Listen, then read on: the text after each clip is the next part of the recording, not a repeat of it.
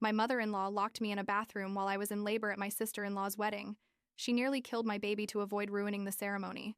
But the psychiatric evaluation revealed she did it on purpose. I'm 29 years old. My name is Danielle. I work from home as a freelance graphic designer. And I need to tell this story because what happened 4 months ago when my daughter Nova was born literally almost killed us both, and it was my mother-in-law Marilyn's fault. I know how it sounds, like exaggerated family drama from those bad movies you see, but I swear every word of this is real, and I still have trouble processing that a person can do something like this. I guess I should start at the beginning. When Pete and I met like 6 years ago at a super boring work conference where we were both hiding at the hotel bar pretending to check important emails. Pete is amazing. He's 30 now, works in digital marketing, and from the first moment he was different from all the guys I'd dated before. His family seemed normal at first, Sunday dinners, birthdays, and that kind of thing. But over time, I started noticing that his mom, Marilyn, was a bit weird with me. I don't know if it was that I wasn't good enough for her perfect son or what, but there were always passive-aggressive comments about my work, my clothes, my cooking, basically everything. Pete would tell me not to pay attention to her, that his mom was like that with everyone. But I saw how she treated his sisters, Diana and Amanda, and it definitely wasn't the same. With them, she was sweet, understanding, gave them loving mother advice, but with me, there was always that weird tension that put my nerves on edge. We got married 2.5 years ago in a small beach wedding because we wanted something intimate, and Marilyn barely spoke to us for 3 months because according to her, we had excluded her from the plans. The thing is, we did include her, but she basically wanted to plan the entire wedding her way, and we wanted to do our thing. You know what I mean?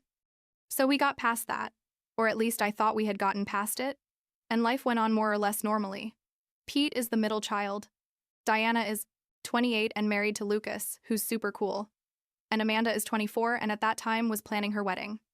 Pete's sisters were always great with me, especially Diana, who kind of became my ally when Marilyn got difficult. Last year, when I found out I was pregnant, it was literally the happiest day of my life. Pete cried. I cried. It was beautiful and all that stuff. We told his family a week later at a family dinner, and the reaction was weird. Everyone was happy, screaming and hugging us. But Marilyn stayed quiet for a very long moment before forcing a smile and saying, "Congratulations," in a voice that sounded like someone had killed her dog. Pete didn't notice because he was too excited, but Diana looked at me with that face like, "I know how this goes, and we're going to talk later." I was like 3 months along when Amanda asked me to be one of her bridesmaids for her wedding that was going to be in October, and I obviously said yes because I loved Amanda and wanted to support her. But when we did the math, I realized I was going to be 38 or 39 weeks by the wedding date. I told Amanda as soon as I could, like 2 weeks later, that I probably couldn't be a bridesmaid because I'd be super pregnant and didn't want to risk going into labor in the middle of her special day or ruin the photos with my giant belly in the foreground. I felt horrible telling her this. Honestly, because I know how important these things are for brides, and I didn't want to be that person who cancels last minute. But Amanda was incredible. She literally hugged me and said, "Danielle, you're crazy if you think that matters to me. You come to my wedding even if you have that baby in the middle of the ceremony. I don't care. I want you there." I cried like an idiot in her kitchen because she was so sweet and understanding, and we decided that Amanda would be the maid of honor instead of me and I would just attend as a super pregnant special guest. But this is where things started getting weird with Marilyn. Really weird. After we announced the pregnancy, she started calling Pete every day with random excuses to talk, and she always ended up asking things about the baby but in a way that sounded almost aggressive. Things like, "Are you sure you want to have a baby so soon? Don't you think you should wait? Danielle looks very stressed. Do you think she can handle being a mother?" That kind of comment that leaves you with that weird feeling in your stomach. Pete started noticing too because she had never been so intense, even by her controlling mother standards. And when I hit 6 months pregnant and we found out it was a girl, Marilyn had a complete breakdown in the middle of a baby shower that Diana organized for me.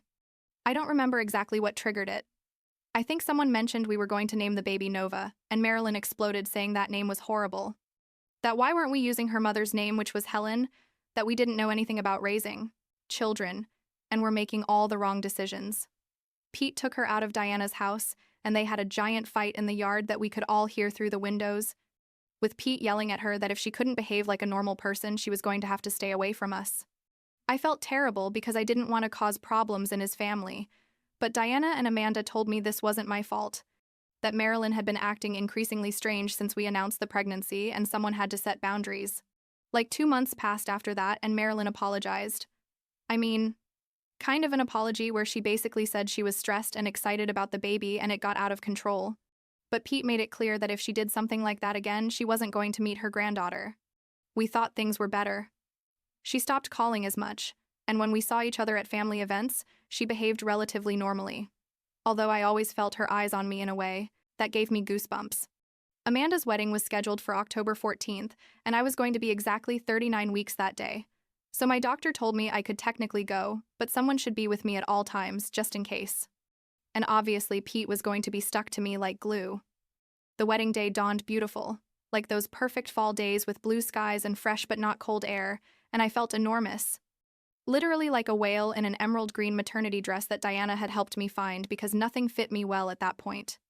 Pete looked super handsome in his gray suit and asked me like 50 times if I felt okay, if I wanted to stay home, if I was sure I could handle standing during the ceremony. I told him I was perfectly fine, that Nova wasn't going to arrive that specific day just to ruin her aunt's wedding, and we laughed and drove to the venue, which was a beautiful country house like 40 minutes from where we lived. We arrived like 2 hours before the ceremony because Pete was part of the wedding as a groomsman, or I don't know exactly what role he had. But Amanda wanted photos with everyone before the guests arrived. I stayed in the guest area drinking water and trying not to sweat because it was hotter than I thought. And Marilyn arrived with her husband, who basically never talks, and sat like 3 rows behind where I was. She greeted me with a very dry "Hello, Danielle," and I returned the greeting and tried to ignore that weird feeling that something wasn't right, you know? That instinct that tells you, be careful, but you don't know exactly why.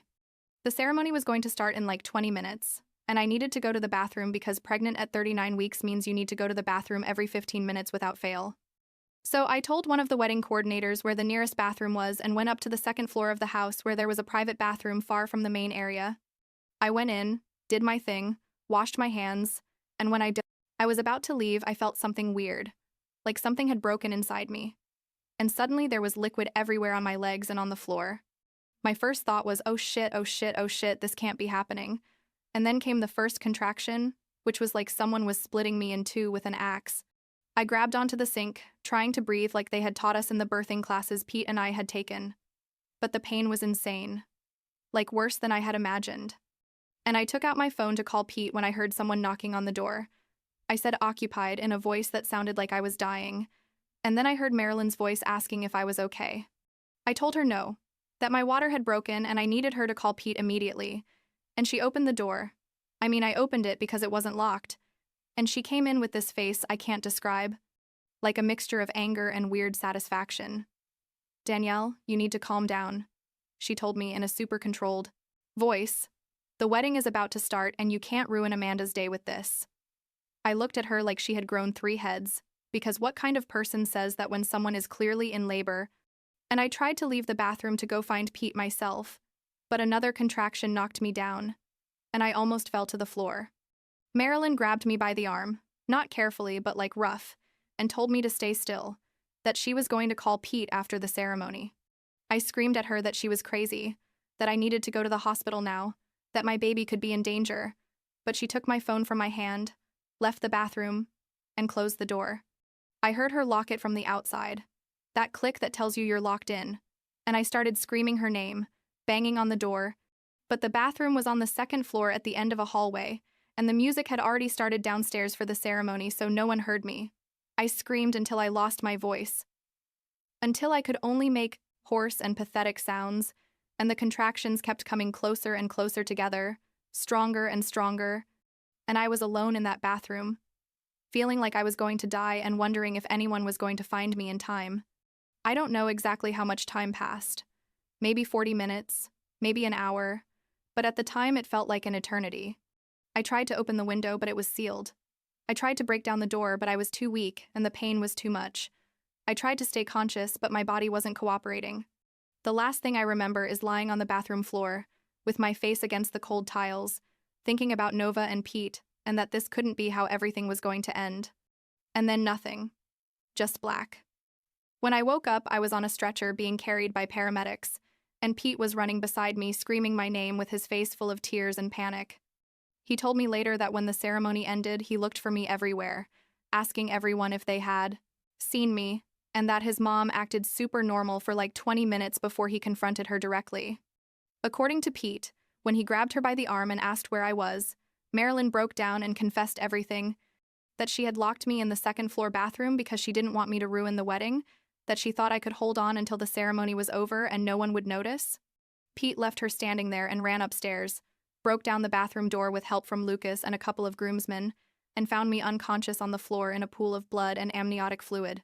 He called the ambulance while carrying me, and Diana and Amanda came up too, and all three were crying and trying to wake me up.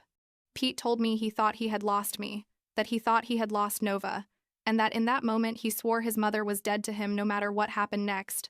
They took me to the nearest hospital, which thank God had a decent maternity unit, and Nova was born by emergency C-section 3 hours after we arrived.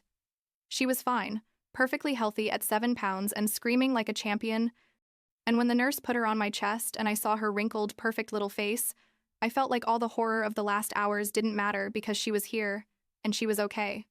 Pete was beside me crying and saying, I'm sorry, I'm sorry, I'm sorry, over and over, and I told him this wasn't his fault. How could he know his mom was capable of something like this? Marilyn didn't come to the hospital, obviously, but Pete told me he had told everyone in front of the whole family after the ambulance took us. Diana, Amanda, Lucas, all the aunts and uncles and cousins, found out what she had done, and according to Pete, the reaction was one of absolute horror. Diana screamed at Marilyn that she was a monster, that she could have killed her granddaughter and her sister-in-law. Amanda was crying, saying her wedding was ruined, but she didn't care if I was okay. Pete told his mom she was dead to him, that he was going to press criminal charges, that she was never going to meet Nova, and the whole family immediately supported his decision. The crazy thing is that Diana, Amanda, and Lucas came to the hospital that same night, still in their wedding clothes, with Amanda in her complete wedding dress, and took pictures with Nova in my arms. Amanda apologized to me like 1,000 times for what happened, even though it obviously wasn't her fault. And I told her that her wedding was memorable for all the wrong reasons, but that I loved her for coming to see us. The photos from that night are super weird because I'm in a hospital bed with a newborn baby, and Amanda is there in a wedding dress smiling with tears in her eyes. But they're some of my favorite photos because they show how much Pete's family supports me. The first days after we got home were chaos, with night feedings and diaper changes and learning to be parents, and honestly, I thought the Marilyn thing was going to stay like that, with her ashamed at her house and us moving on with our life. Pete was firm in his decision to press charges, talking to lawyers and preparing a lawsuit for endangerment, but I was so physically and emotionally exhausted that I told him I didn't want to deal with that now, that I just wanted to focus on Nova and recovering from the C-section. And then Marilyn showed up at our house at 1 a.m, like a week after we got home from the hospital. Nova was crying and I was half asleep trying to feed her when we heard loud banging on the front door. And Pete went down to see who it was, and it was his mom screaming to let her in, that she wanted to meet her granddaughter, that she had a right to see the baby. Pete told her through the door to leave or he was going to call the police, but she kept banging and screaming for like 30 minutes until our neighbor came out and threatened to call the police himself. Marilyn finally left. But left like 15 voicemails on Pete's phone and 20 on mine saying increasingly disturbing things. The messages started relatively normal. Like, I'm sorry, I need to see my granddaughter, please. But they got worse. In one of the last messages I received before we blocked her number, Marilyn left a voicemail of like 3 minutes where she basically said that Nova was going to ruin the family, that this baby was the reason everyone hated her now, that I had turned Pete and his sisters against her. She said things like, that baby shouldn't have been born at Amanda's wedding. It was on purpose to steal attention. And I know you planned it, Danielle. I know you broke your water intentionally. Pete heard that message and turned pale, like completely white, and told me his mom needed urgent psychiatric help. Diana, who is a therapist, arranged a psychiatric evaluation for Marilyn through professional contacts she had, basically forcing her to go with the threat that if she didn't cooperate, the whole family would cut contact permanently. Marilyn went through all the tests, and it turns out she didn't have any major psychiatric illness, only generalized anxiety disorder, which according to the psychiatrist didn't explain or justify her behavior. I mean, Marilyn was simply a controlling, jealous person, capable of endangering other people's lives to maintain control over her family and not interrupt a social event. The psychiatrist literally told Pete that his mom knew exactly what she was doing when she locked me in, that she understood the consequences, and that she chose to do it anyway. That was like the final nail in the coffin of any possibility of reconciliation. We got a restraining order, so Marilyn couldn't come near me or Nova, and Pete cut all contact with her completely. His dad, who, like I said before, barely talks, told Pete he understood his decision and supported him, and that he didn't know what to do with Marilyn at that point either. Diana and Amanda also cut contact, saying they couldn't have a relationship with someone capable of doing that. And basically Marilyn was left alone without her family. Now Nova is 4 months old and she's the best thing that's ever happened to me. Like that cliche that you didn't know you could love so much until you have a child is completely real. Pete is an incredible dad, getting up with her at night, changing diapers without complaining, singing her horrible songs he makes up on the spot. His family, Deanna, Amanda, Lucas, his dad, they're all super present and supportive and love Nova, like none of that drama ever happened. We have family dinners where everyone fights over holding Nova, and Amanda is already planning a first birthday party that, according to her, is going to be epic. As for Marilyn, we haven't heard much from her. The restraining order is still in effect, and the last time Pete talked to his dad, like a month ago, he told him Marilyn was in therapy voluntarily trying to work on her control issues. Pete made it clear to his dad that he doesn't care, that Marilyn crossed a line that can't be uncrossed, and that until Nova is old enough to decide for herself if she wants to meet her grandmother, he's not going to allow any contact. I still have nightmares about that bathroom, about being locked in and screaming without anyone hearing me, about the panic of thinking I was going to lose Nova before even meeting her. My therapist says I have mild PTSD symptoms and that it's normal after a traumatic birth experience, and I'm working on that. Pete still feels guilty. Like he wakes up sometimes in the middle of the night and just hugs me and tells me he's never going to let anyone hurt me again. I tell him it's not his fault, that he didn't create his mom and couldn't predict she would do something like this, but I know he carries that guilt anyway. Last week, Nova laughed for the first time, a super high-pitched perfect baby laugh because Pete was making ridiculous faces. And in that moment, watching my husband act silly to make our daughter laugh, I felt like all the pain and trauma were worth it. I don't know if I'll ever forgive Marilyn for what she did. Honestly, I don't think I can, but I know Nova is surrounded by people who love her unconditionally and would do anything to protect her. And I guess that's enough for now.